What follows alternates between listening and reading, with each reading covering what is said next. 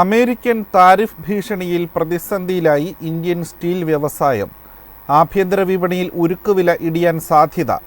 ഇന്ത്യയിൽ സുരക്ഷാ തീരുവ ചുമത്തുന്നത് പരിഗണനയിൽ. നിലവിൽ ആഭ്യന്തര വിപണിയിൽ സ്റ്റീൽ വില കുതിപ്പിലാണ്. എന്നാൽ അമേരിക്കയുടെ താരിഫ് നയം ഏപ്രിൽ മാസത്തിൽ പ്രാബല്യത്തിൽ വരുന്നതോടെ വില ഇടിയുമെന്നാണ് വിപണി വിദഗ്ധരുടെ ആശങ്ക.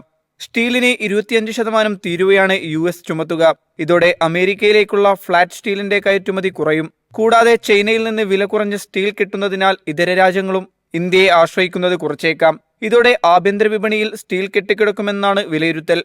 JSW സ്റ്റീൽ, ടാറ്റ സ്റ്റീൽ തുടങ്ങിയ പ്രമുഖ ഇന്ത്യൻ സ്റ്റീൽ കമ്പനികളെ ഇത് ബാധിക്കാമെന്ന ആശങ്ക അമേരിക്കൻ റേറ്റിംഗ് സ്ഥാപനം ഫിച്ച് പങ്കുവച്ചിട്ടുണ്ട്. അതായത് ഡിമാൻഡ് കുറഞ്ഞതും സ്റ്റോക്ക് കൂടിയതും ഇരുമ്പയിര് വിലയിലെ ഇടിവും ആഭ്യന്തര സ്റ്റീൽ കമ്പനികളിൽ ആഘാതമുണ്ടാക്കാമെന്നും ഫിച്ച് വിശദീകരിക്കുന്നു.